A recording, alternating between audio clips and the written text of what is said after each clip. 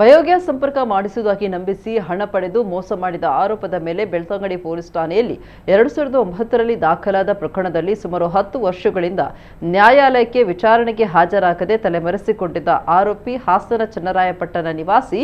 SN Chandregowda ಎಂಬಾತನನ್ನ Hassan ಚನ್ನರಾಯಪಟ್ಟಣದ ಬೆಳಗೆಹಳ್ಳಿ ಎಂಬಲ್ಲಿಂದ ದಸ್ತಗಿರಿ ಮಾಡಿ ಜನವರಿ 20ರಂದು ನ್ಯಾಯಾಲಯಕ್ಕೆ ಹಾಜರುಪಡಿಸಲಾಗಿದೆ ಅಂತ ದಕ್ಷಿಣ ಕನ್ನಡ ಜಿಲ್ಲಾ ಪೊಲೀಸ್ ಪ್ರಕಟಣೆ ತಿಳಿಸಿದೆ.